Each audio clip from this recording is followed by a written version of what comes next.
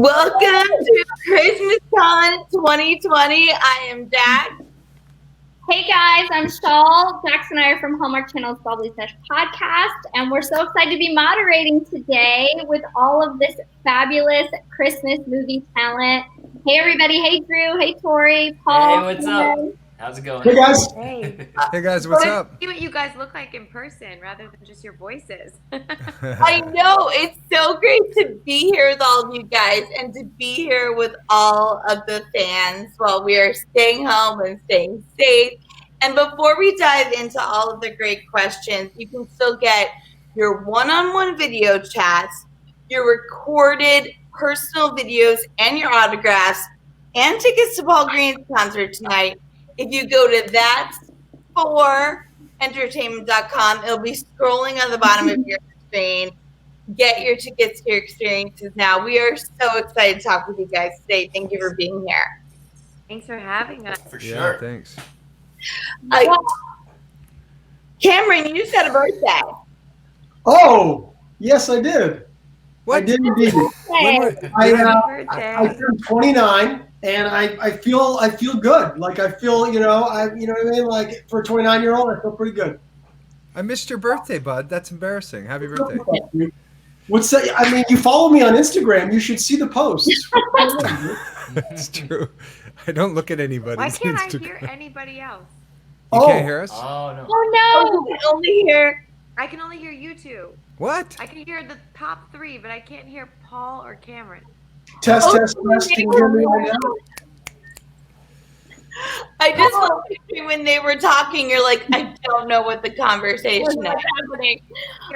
Paul, I feel like you should. Are you gonna sing "Happy Birthday" to Cameron like right now? Oh, of course. What's gonna happen? Why not? Let's do it. Yeah. Can you do it like Marilyn Monroe style? No. Happy birthday to you. Happy birthday to you. Happy birthday, dear Cameron. Happy birthday to you. All right. Yeah, buddy. Marilyn Monroe. I love you, Marilyn brother. Monroe. That was very kind, and I love that I get to sort of like stretch out my birthday celebration. Thank you, buddy. Yeah, Tori's just like, I hear nothing. Can Tori hear now or no? Oh, no. Oh man! We can Weird. Paul just sang "Happy Birthday" to Cameron, and you're performing tonight virtually. Virtually. Yep. And then aren't you you're performing Carnegie Hall soon too? Yeah, 2020 when they open it, but yeah, the next Christmas, not obviously this Christmas, but the following one, if the world comes back online. Yeah. Oh my Incredible, God! man. Yeah, I've been asked to do it Congrats. again, so I'm definitely gonna do it. Yeah. Oh, congratulations! That's like such an iconic venue. So really exciting. Yeah, thank you. It is. It's really cool. It's life-changing to be standing on that stage. And backstage, there's all these pictures of like the Beatles and Johnny Cash and all these people that played there and Marvin Gaye, and you're looking at them and you're already nervous to go out on stage, but then you look at the Beatles and you're like, okay, No cool. pressure. Cool. You're like, I'm next in this iconic line Yeah, of performers. I can do this. Yeah. Speaking of iconic performers, we've got to talk about the movie Right Before Christmas. Yeah. With and Drew. That I've been told to get headphones because it might help me hear the other. Might help. It does Okay. help. It helped me. Okay. It helped Drew. Drew, my real name is Jax. You play a character named Jax in With Right an Before X. Christmas. Yeah. With an X. So can you talk about your experience on that movie with Torrey? You were a literal rock star. It was, a boy bander. Yeah, it was so fun. That's my real background, believe it or not. When I was in high school, I was in a Orlando, Florida boy band, which Torrey knows about because, yeah. I was going to say that's how I met Drew. It's, what a weird rabbit hole level of stuff. But yeah, I was in a boy band called New Ground, and 20 years later, we got to do this movie together, and I got to relive that experience, and it was a lot of fun. What was the name of the boy band? The original one or in the movie? No, the original one. It was called New Ground. N-U. Ground.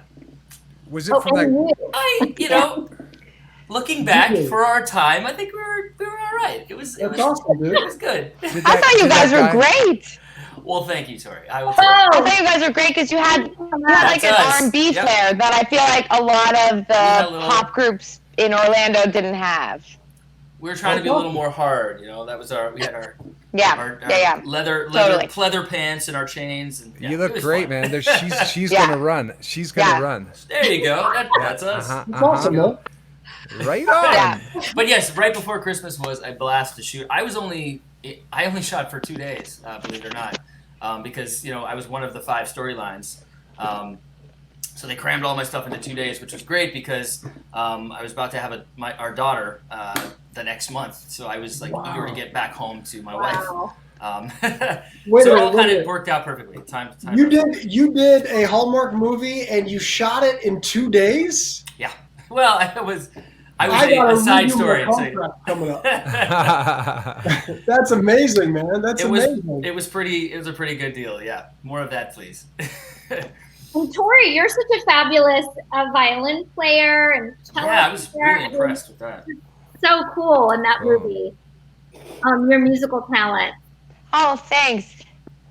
It was a lot of fun. It was fun because getting to play the cello versus violin that I'm so used to.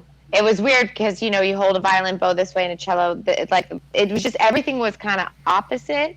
So I thought it would be easier to transition ignorantly than it was, but it was so much fun getting to learn that. And it was weird because I met Drew when he was in that pop group when we were in high school, and I hadn't really seen him since then.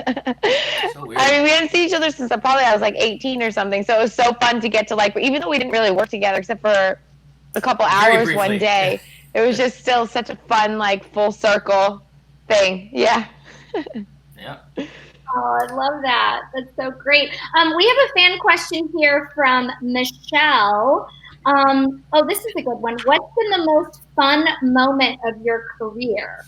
Or maybe a fun memory from a project that you've done? Who is that directed to? Oh, man. Is this going around the world, everybody? Yeah, I also still can't hear the other 2 guys, so it's very confusing for me. I'm sorry. Oh, okay. Well, Drew, why don't you start, and then I'll go around Torrey and then Paul. And now I can't hear you anymore. I don't know what's going on. Oh no. So what's the question again? The question is, what's fun memory? A fun moment in your career, like a fun memory from a project that you've done? There's been so many cool memories, it's hard to pick one, but I would say a highlight would be meeting and performing for Michael Jackson during the High School Musical tour. He brought his kids, he brought Paris and to see us in Vegas, and came backstage and met us all, and that was, I grew up with Michael Jackson's music, and that was like a big moment for us. Oh, I bet. That's so iconic. I love that. What about you, Paul? There's 2 actually. Usually it's getting my mom into one of these movies, finding Where's Waldo? It's like my mom always appears as like an extra somewhere. And then there was a movie with Danica McKellar that my son got to actually have a speaking line in. So being, it's hard always to be away from family, so it's to have them in the movie, and then they're there forever, right? Like there's a picture of my mom and my dad in the background, and the set deck was just so cool. My dad had passed recently around that time, and they're like, your character's parents, do you want them to be your parents? I was like, yes, let's get this. And so there's always my parents or my mom or my dad somewhere. So that's always a cool part of making movies. Paul, I do feel like your mom has been in more movies than most working actors. I'm like, career. Yeah, she got in the When Calls a Heart Christmas movie and everything. I have to force her. She doesn't want to do it. I have to I'm serious, because they're like, oh, they're going to put makeup on. They're going to do my hair. She does not like hair or makeup. She's a farmer. She's been on Home and Family too, right? We had her on camera. Did we? She was back. Off camera. I tried to drag her on, but she's like, honey, my hair.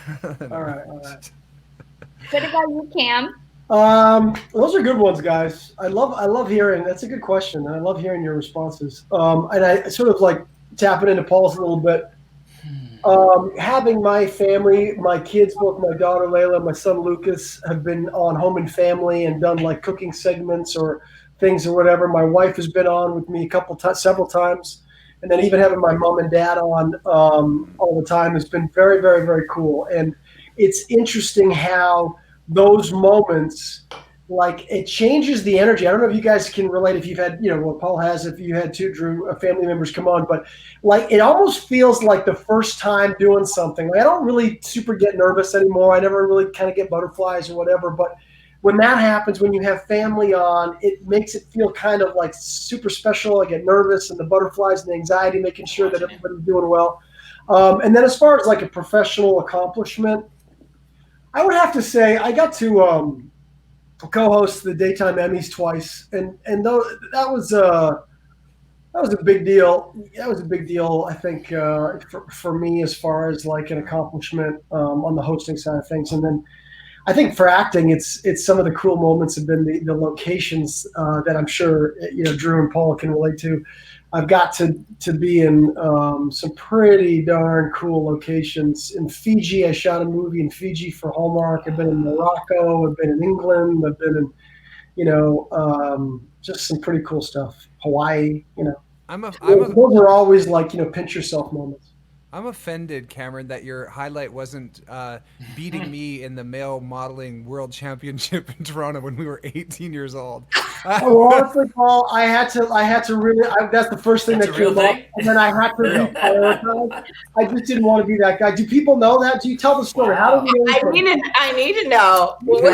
Cameron and I were competing for male model of Canada or the world or something. Let's go with the world. It's more fun. And this is, we were both 18 or 19. I was just 19. Cameron was 16. And Cameron won. Like, they chose Cameron over every other good-looking guy in the whole world. And all right. And I was a distant runner-up. Now hold on a minute. He's downplaying this. That is a true story. It was it sounds really exciting and glamorous, but really it was like, mall runway it was actually kind of cool in one perspective, but one perspective it was pretty lowbrow. But I'll say this, that no doubt about it, without question, Paul Greene went on to have a much more successful modeling career than I did. I was lucky enough to kind of make some money doing catalogs and stuff, but you did cool stuff, dude. And I'm not just saying this because he's here, but you definitely deserve to win. I think I was like whining and dining the judges more. You know what I mean? Like, I kind of played that card a little bit. But that's true. That's true. You did some cool stuff in that career. Yeah. Torrey's back. Here. All right. Yay! Torrey. Welcome back. We missed you. Except restart my computer, so I don't know. Anyway. No, just to get you up to speed, we were talking about Paul and Cameron being shirtless male models. That's where we're at. I'm so sorry. You're coming in at the perfect time. This is a fan question for everyone going around the world again. What is your favorite gift from your childhood? Favorite Christmas gift that you got in your childhood? Oh. Ooh, wow. I think the one that I remember being most excited about, was honestly getting a Sega. I was so stoked. Sega! I was like, yes, Sonic the Hedgehog. I was like, I loved it. Solid. It's not very sentimental, but. Totally. No, but it definitely makes you a very cool girl. Like, you were the girl I wish I was growing up. That sounds fun. At first, I thought a Sega was like some kind of an acting award. I'm like, what's a Sega? I want a Sega. I've never got a Sega. Yeah. Corey, congratulations on your Sega. Yeah. EGOT is all right, but Sega? That's when you know you've really made it. Cameron hosted the Daytime Emmys. It was one of his career things. What's something you're really proud of in your career, Torrey? We missed that question with you. Oh, proud of my career. Oh my goodness. I think the proudest I've been in my career is honestly feeling like I get to a point, or I've gotten to a point in my career where I can marry my career with things that I'm passionate about, like being able to marry my career with bringing awareness to things that I love doing, like hospice work and stuff like that. So feeling like I've gotten to a place where I have enough of a voice to speak about the things that I love has been something I'm really proud of. Oh, That's that's awesome. Now I feel like a jerk for my answer. I know. Can I revise my answer? John, can we go back in time just a little bit? It's true. You do a lot of work with Pause Chicago, right? Yes. Mm-hmm. Yeah, that's so great. Love that. What about you, Paul? What was your favorite childhood gift? A gift that I got? It was a mini snowmobile, and I'm not kidding. Like it's for children, and the snowmobile, I could lift it now. But my dad, when we were really little, we had these snowsuits that, you jumped into and they were one piece.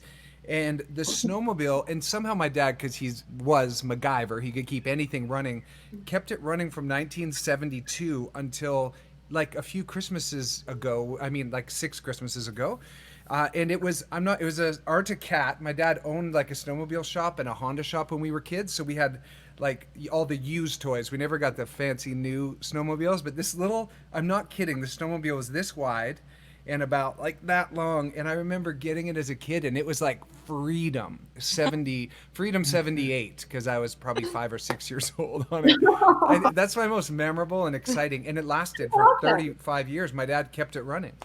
That's Wow, awesome. that's And awesome. then my son was able to get on it and take her out for a rip. Oh, So cool. Yeah. Love that. That's a great answer.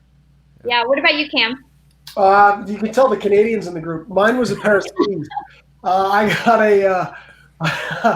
I'm a big diehard skier, and there was a pair of, really great skis that I'd wanted so badly, and I went to the shop, and I had a picture of them up in my room, and I came down that Christmas, and you could always tell a pair of skis in a box. I mean, it's pretty obvious, and I didn't see the box, and I just saw the ones, and I was trying to just let it go and be really happy. And then my last present, I opened up this little box that said, "Go look at the the entranceway closet," and I went in the closet, opened up, and my skis were in there as a last surprise, and that was a big deal for me.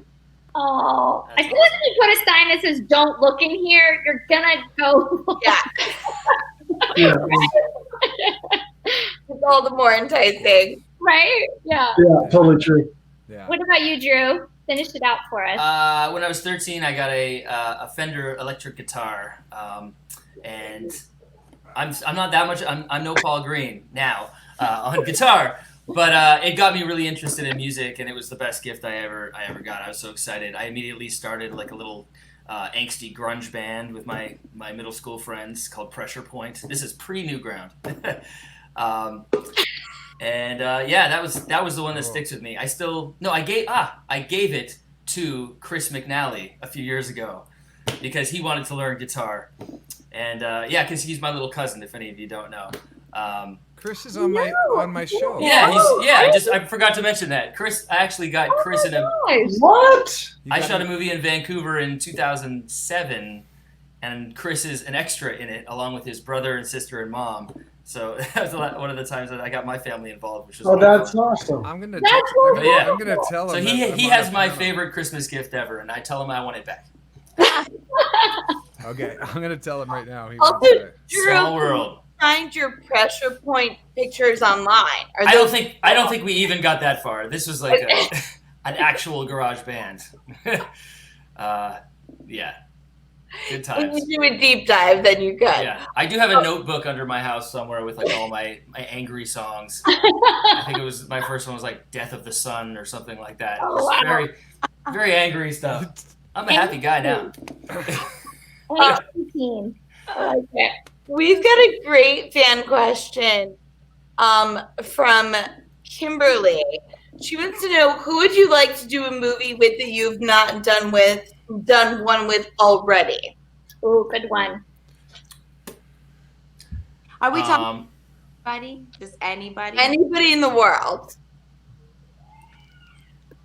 Cameron, this was a question last week, and Jack Wagner said you. What's that?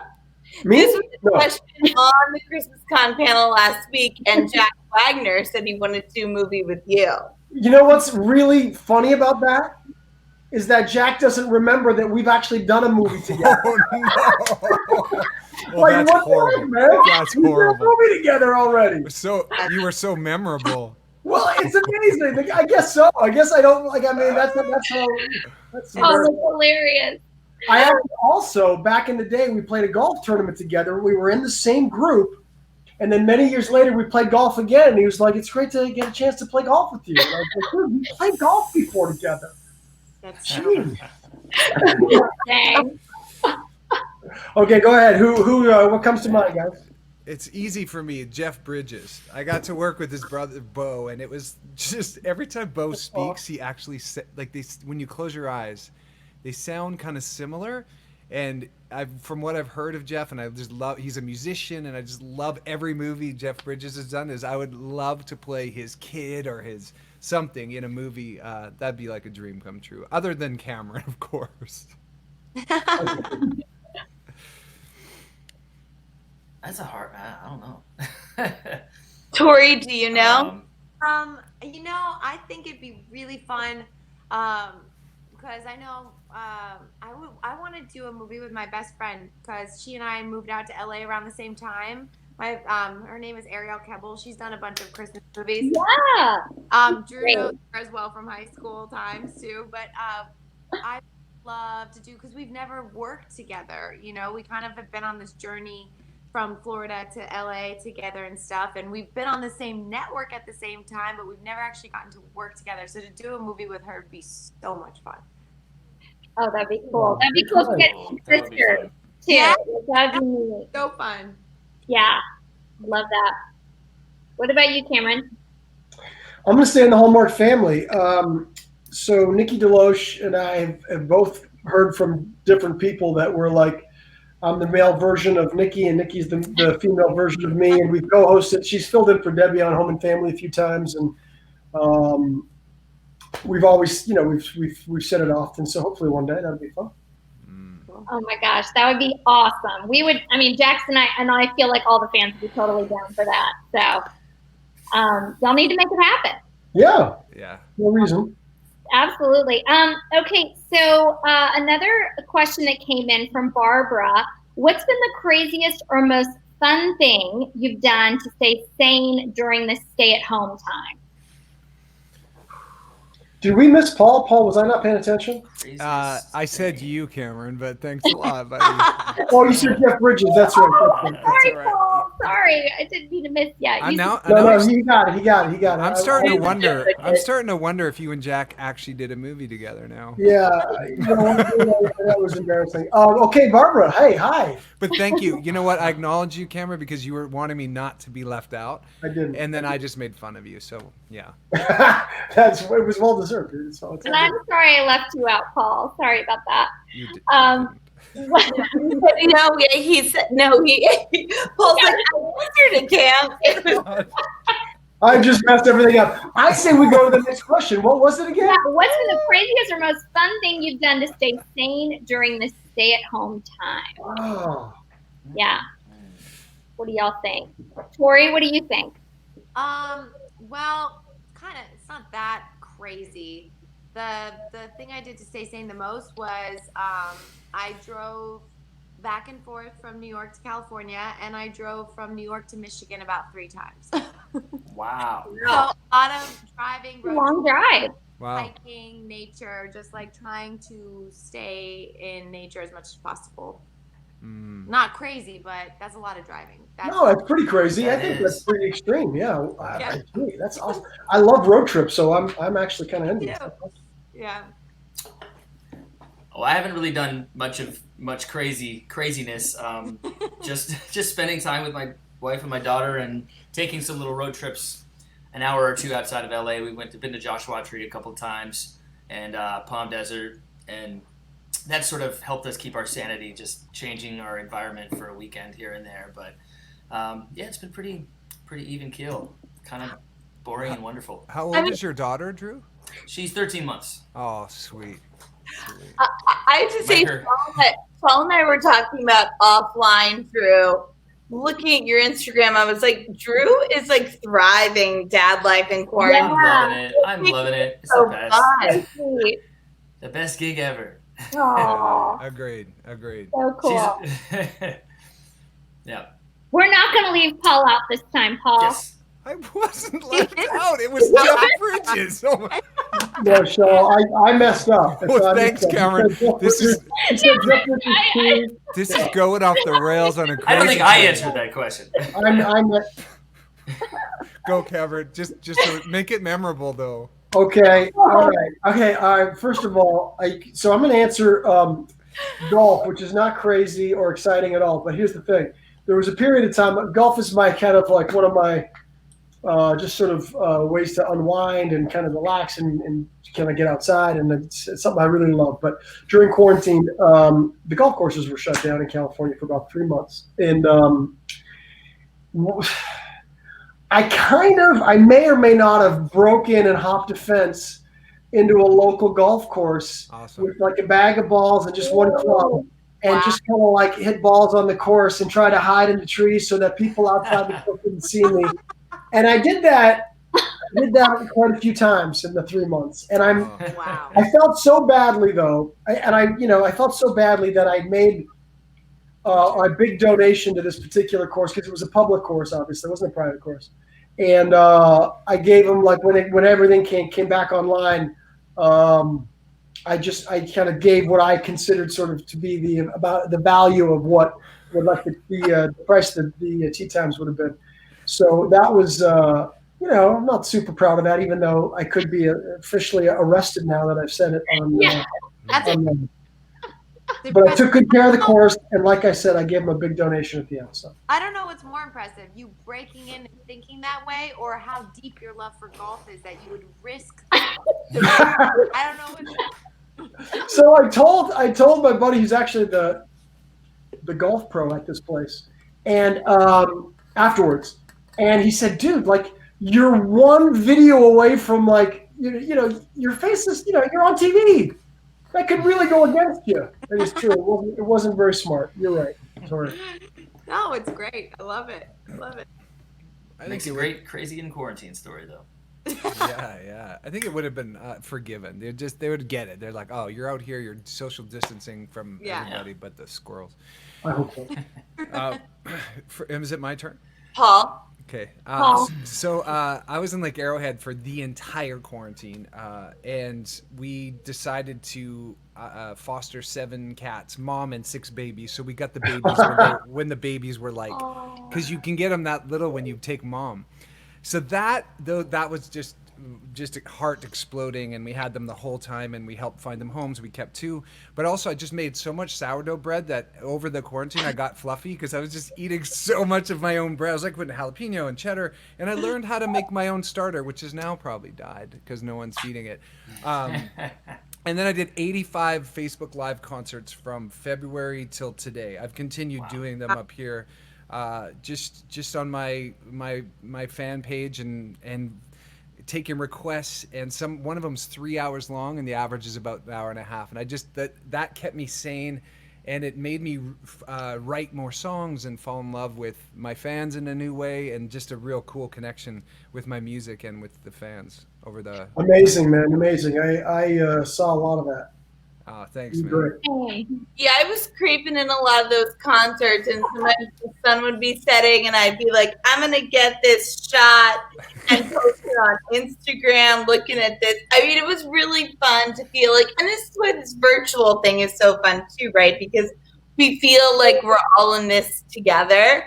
And we have a great fan question from a gal named Jessie. But before you do that, I just want to hear what Cameron did during quarantine.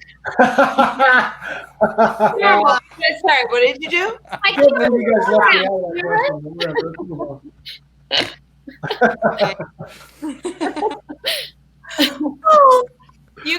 We knew this panel would be fun.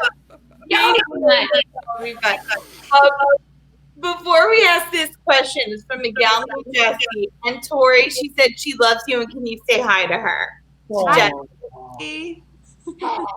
Jessie wants to know, this is a question for everyone. Would you ever consider spending Christmas in a warm or exotic location with your family? Well, Drew and I lived in Florida. We do some years, yeah. Yeah, this past Christmas, we were at the Wekiva River with beers, with Santa hats and enjoying it was like 78 or something. Beautiful day. But then we split that in half with my wife's family lives in St. Louis, so we go from there to St. Louis and we get a little snow action in that way too. So best of both worlds. When my kids were little, my wife's family is in Southern California, and my parents have a place in Colorado in the mountains, and so we would alternate years. So for many years when they were little, we would sort of rent a little beach place in Newport, and so it was definitely different being Canadian and being used to more of the wintry Christmases, but. It got me ready for California Christmases, that's for sure. What was the question again? I broke up / missed it. Oh, would you ever consider spending Christmas in a warm or exotic location with your family? Jesse wanted to know. Hawaii would be. I've been to Hawaii. It's one of my. It's just there's something about it, and because Elvis makes Hawaii feel like you're still having Christmas. So you put on Elvis, in Hawaii, and you're like you're good, you're great. That's where I would spend a Christmas in Hawaii. After Chicago for the last 5, 6, I don't even know how many years now. Like wintertime, I would spend any Christmas anywhere tropical. Yeah. That would be awesome. You're from Chicago, Torrey? No, I've been filming a show in Chicago. We're going into season 6 actually soon. Wow. And those winters are brutal. Yeah. I mean, you guys, so I'm sure you get it, but.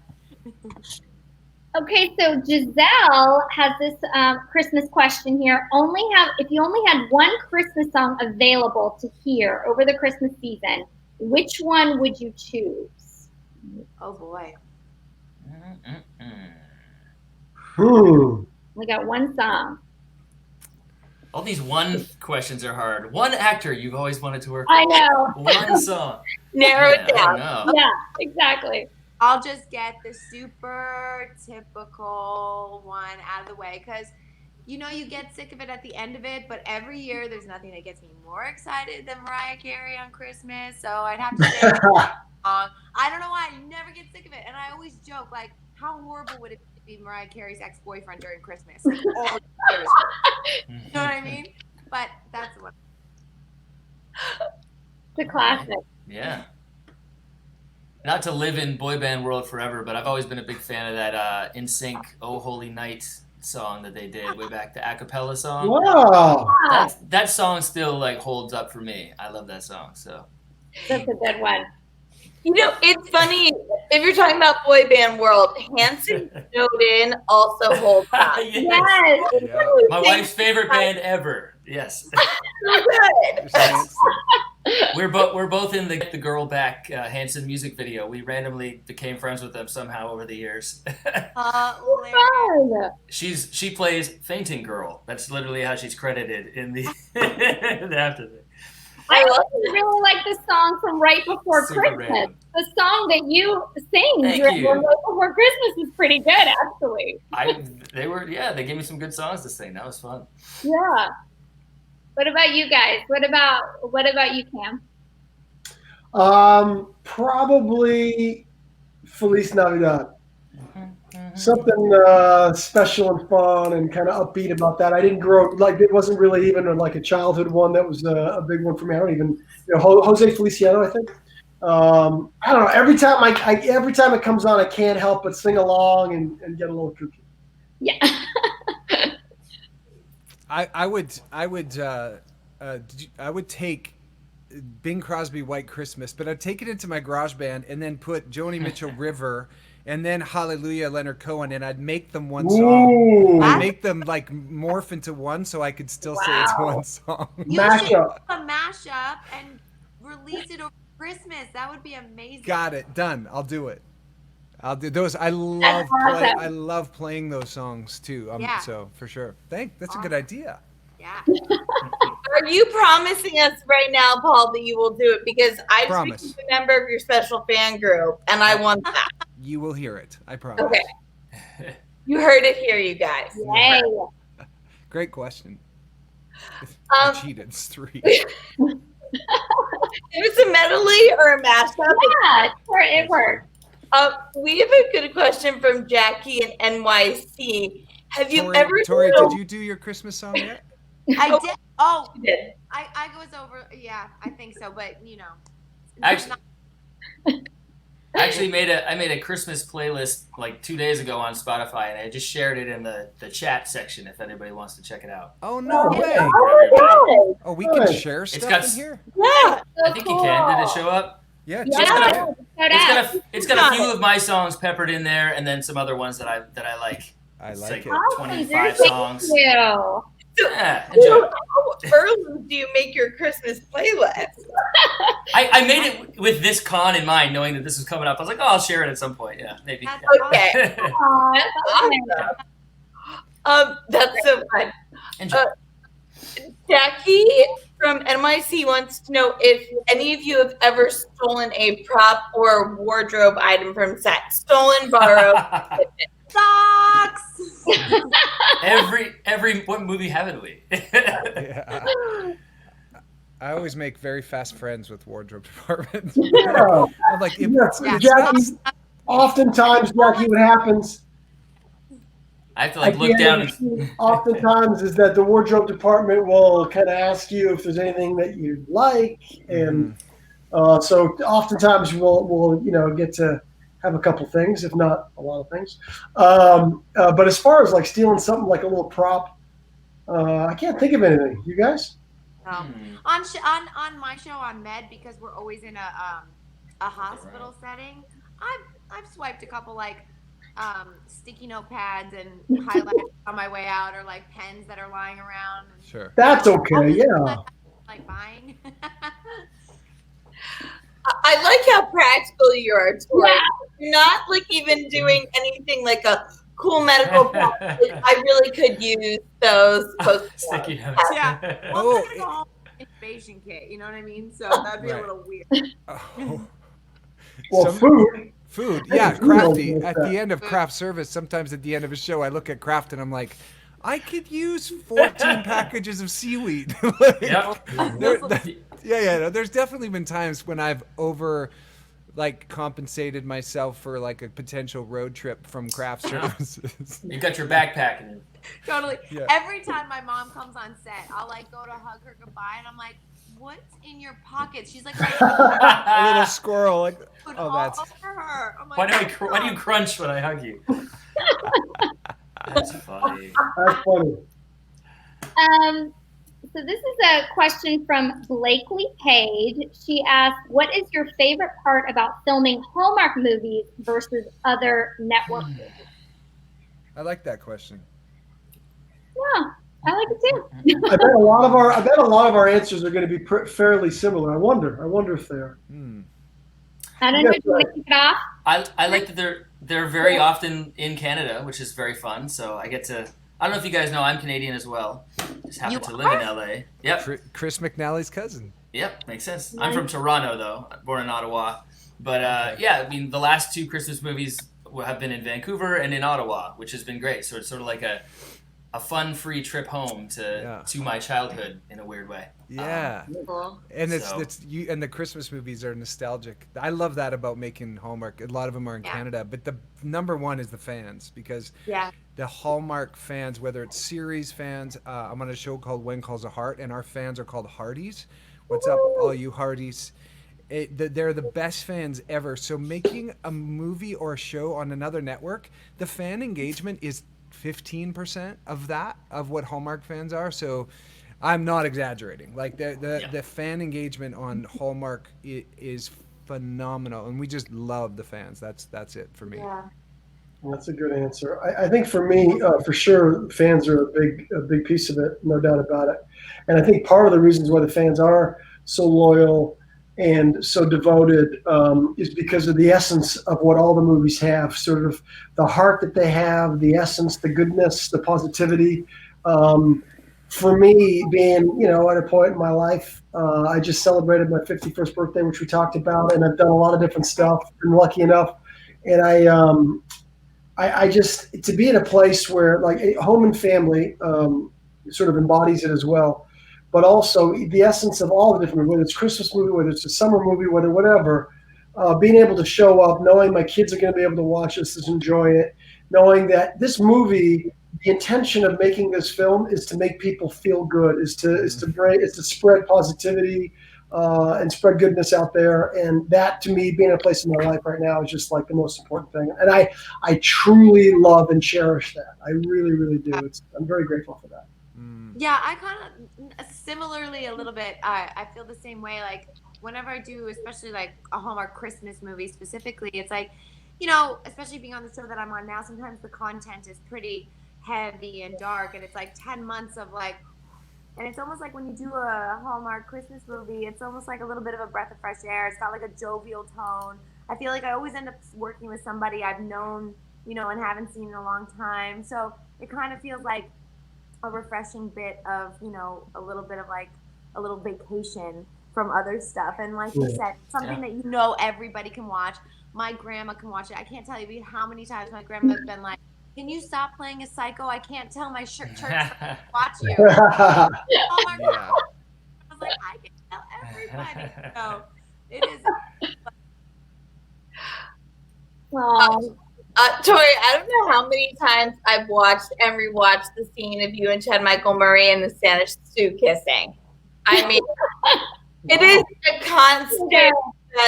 If I need a little lift, I mean, I like watching the whole movie. It's one of our. I like talking about it all the time, right before Christmas. Yeah. But even if I don't have time to watch the whole thing, that scene is so well written. It's so funny, and I just giggle every time because it's you and Chad Michael Murray, and he's in this Santa suit, and it just makes me laugh so hard every time. It makes me laugh. It's so joyful. Yeah, it makes me laugh too, because I don't know if you guys agree. I feel like, you know, because I've known Chad for so long, because I did that show with him when I was 24. I was like a baby. And so to know somebody for that long and then to have to do a romantic scene with them that you've never had before, it's more awkward than doing it with a stranger. I'd much prefer a stranger. Yeah, I get that. Oh, yeah. After every take two, I'd be like, well, you guys certainly sold it. I mean, you had great chemistry, and maybe it was from that friend chemistry that you have, you know, with each other. But yeah, I mean, you guys, we love these movies so much, and we're just so grateful that you're making them, and the stories are still being told, because they really are they're the best. They're feel good, like comfort food for everyone. So, this is fun. Joyce is asking, have you guys ever considered a movie together? All of you. I'm down. Joyce, you got to write that. Let's do it. All producers, you write it. Let's get it done. Why not? Let's do it. Here we go. I would love to be in a movie with Cameron. That'd be really fun. Maybe you could be male models. And, Yeah. Competing. There was a tone to that, wasn't there, you guys? Did you hear like a little? There was a tone. I love it. Great. He wouldn't remember that I was in it, but Oh. Can it be a musical? Oh man! sure. By the way, There you go. am I the only guy here who doesn't sing and perform? Like, I don't sing. but you play the cello or the violin. I just went like this. I know. You're the only. Isn't that how you do it? Yeah. You're the only guy here that breaks into golf courses. That's true. That's true. Okay, I do know the first 4 chords of Stairway to Heaven. Ooh, Well, That's about it. that's impressive. that's great, man. Yeah. I think if you combine all that, we've got enough for a musical in I here. think so. That's it. That's All what. day. I'll dance. Lauren Marie wants to know, Yeah. speaking of talents and skills, is there a talent or skill that you've been asked to learn for a movie that you would never attempt again? Oh, Never attempt again. I would never dance with the Dancing with the Star again because both Candace Cameron and Danica McKellar, my first 2 Hallmark movies, were both superstars. I'm not like I'll never dance again, but like, and then to ask them to not back lead was impossible because they're so good, and I'm meant to be leading the tango, and I had a little bit of tango lessons for another project, but right out the gate, I'm with 2, like a winner and a second place or something of Dancing with the Stars, and they were great and courageous, but that's a really funny thing that I would probably like to do it again. It's something I would not never do, but it was a little embarrassing to be so outdanced. I had the same experience with Chelsea Kane. She was a Dancing with the Stars alum, and then had to do a dance with her in a film in 2013. And did you feel the back pressure with their hand where they're sort of telling you where to go? And you're the one supposed to be leading? They're like, I was keeping buddy. up. Yep, exactly. I feel it. Funny. Hey, I wore my cool Candace shirt today. You might appreciate this. Oh, okay. My favorite DJ is a tanner. Oh my gosh, I love that shirt. That's stupid. Nice. I need that. I need that shirt. I just found it in a little shop on the side of the street in Vancouver, and I was like, I need that shirt. That is awesome. That's awesome. Her bangs. Those bangs are So good. Yeah. All right. Any other talents that you would never attempt? Cameron, Torrey, anything? I love all the things that I've learned for different projects. I really do. Like, that's the hard part about the question, is that something I'd never attempt. Yeah. I mean, as a Canadian, I didn't skate until I learned it for the Christmas ornament, and that was always an embarrassing thing. So I took skating lessons and did the whole thing. So I was thrilled about that. How are you Canadian and you don't skate? Well, there's a long answer, and I won't bore you with it now. But I didn't walk until I was 7. So by the time I was able to walk, everybody around me was like, practically training for, like, Canada. So I started skiing. That's why I started skiing. But I mean, I don't know anything that I've learned that I didn't appreciate. I love learning new things and embodying it and pretending like it's, authentic and kind of getting in there. And I'm trying to think of some, even when they're super awkward, Paul, even like you said about dancing, it can be really frustrating and can be really humbling. When you're learning something and you've got to look like you're an expert, or maybe not even an expert, but that you're comfortable with it. But I'm always happy. I'm always happy that I went through that discomfort on the other side, like, no matter what. So I can't really think of anything that I really kind of was bummed at or afraid of to try again. If there was something like jumping out of an airplane, I still would be happy to do it. Like, I don't know. I don't know what to tell you. Let's see. I guess not to take a morbid route, but the only thing I can, because I'm the same way. Like, I love the opportunity to learn something new, even if it's uncomfortable. But because I have played a lot of crazy characters, I guess learning how to properly use a syringe to drug someone, or learn how to do torturous things, are things that I wouldn't carry forward. That's the only stuff that I can think of that I've had to learn how to do and make it look easy for me, that I'd be like, I can get that skill out the door. That's fair. That's a good answer. That's a good answer. You win. You win that question. You win that question.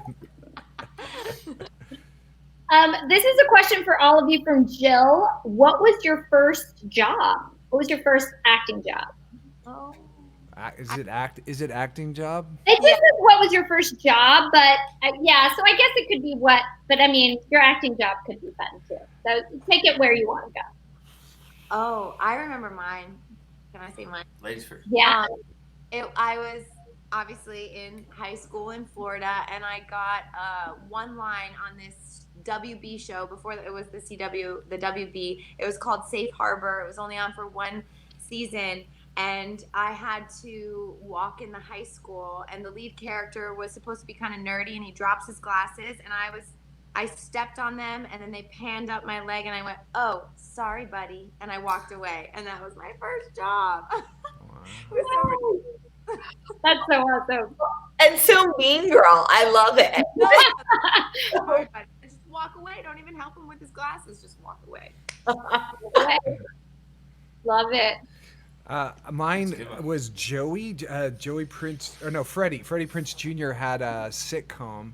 I mean, I did commercials before that, but when I first came out to LA, and I was a fireman, and I had to hold this really cute puppy. It was a sitcom. It only, I think it lasted a couple years, but I just had a guest bid on it, and I came on, and I just rescued like a bunch of people from the fire, and I rescued this puppy, and the puppy's the cutest golden retriever ever. And Freddie Prince Jr. looks over at me, and he's like, "How bad do you want to pet that puppy?" Like, he's like, they're mad that I came in because I was like the fireman stealing his thunder, but he's like, "I love this guy, but really, how bad do I want to pet that puppy?" That was like my first kind of, but my first like paid like job was shooting gophers, and I lasted 1 day. I cried. I was so young. I was like, why are they giving a 14-year-old a rifle to shoot gophers? There's to protect the horses, right? Oh. Wow. But I was like, why are they don't even know if I can shoot. I was so confused, but I was like, all right, here we go. And I would get the gopher in my scope, and I'd see like the family, and I'd be like, I'm not doing it. I left. Traumatizing. I quit. No, I didn't even kill anything. I was like, that's it.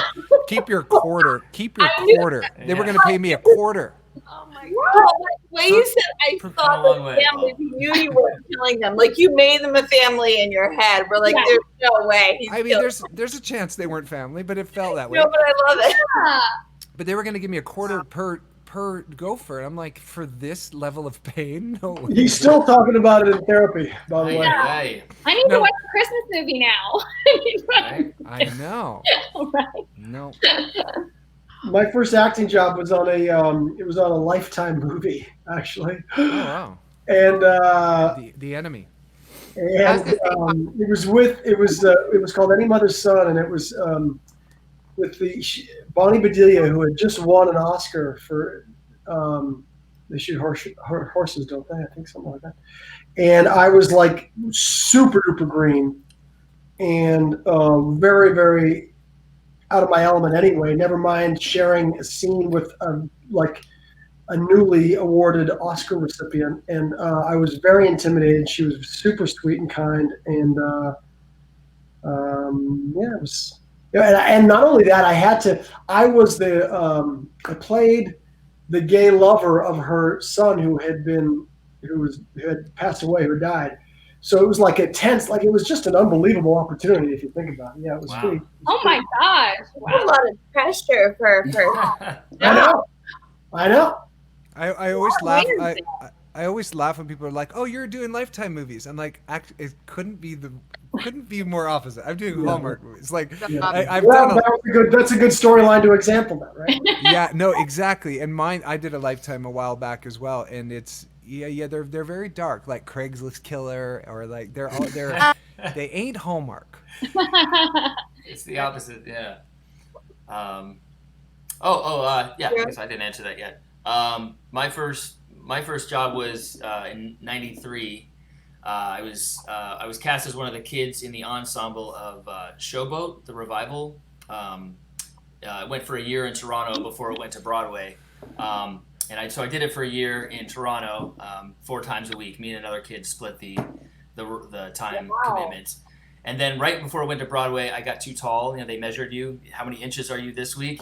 So I got canned before we went to New York, and my life was over. But I got a taste of it, and it was like my after-school job. All the other kids were going to play hockey, whatever, and I was going to the theater and doing Showboat, and I loved it, and I fell in love with dancing and singing and acting so cool. that year, and haven't looked back.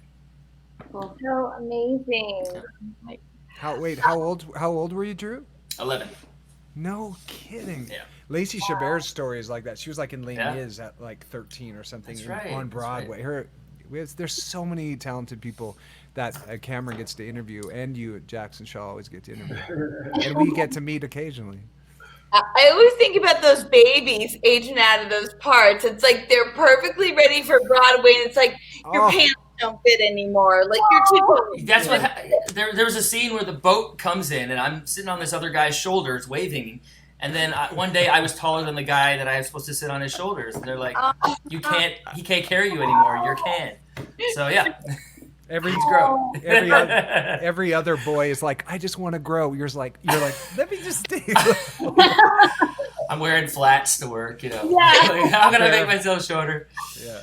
Before we say goodbye today, we want to know for all of you, what is your Christmas wish for this year?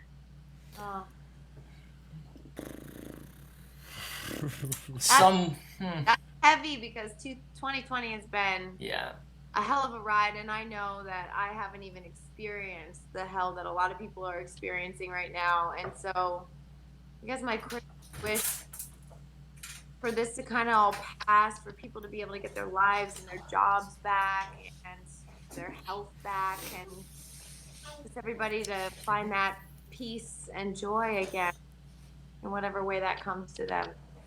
Yeah. Yeah, absolutely.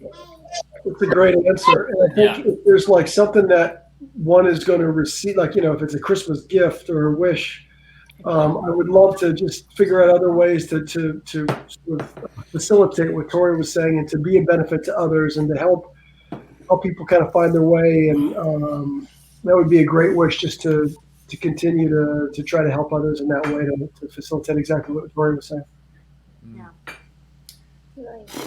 Yeah, find a way to see family, you know, but I don't know how that's going to happen. It's just so difficult. Try to still make it special for Ember and for, you know, families that can't get together. Yeah. And hi, doggy. Oh, this is Astro. Say hi. Hey, bud. Hi, Astro. He was nipping at my leg, so I thought he'd come say hi. Astro. Astro. So cute. Mwah. Yeah, I guess mine would be that families are, by some miracle, able to spend time with one another, because I know there's especially some elderly people that haven't been able to hug their kids or their grandkids or newly born great grandkids. So, you know, Christmas comes around and this global pandemic is safely in the past, and we're able to like be together as families. That would be an amazing Christmas wish for sure. Well, we hope all of those Christmas wishes come true. We can't wait for your Christmas movies coming up this season. And everyone, just want to remind you, don't miss your chance to have a personal one-on-one video chat, recorded video with these guys, autographs. You can get all of that at what is it, Jax? 4. Number 4. 4entertainment.com. You can still purchase like pretty much all the way up until the time. So, hi. Who's that? Say hi. Ember. Too much cuteness. I don't even know. Oh, look at that face. Oh my goodness. Enjoy every second. You're getting Googled about. So beautiful. Before you know, they're driving here. Well, again, thank you all so much for taking the time. Merry Christmas, everyone. Thank you all so much. Yeah, It's been great. Thank you. Say bye. Bye. You guys are a lot of fun. I really enjoyed Bye, that. everybody. So fun. So lovely to see y'all. Nice to meet you, Torrey and Drew. Nice to meet you.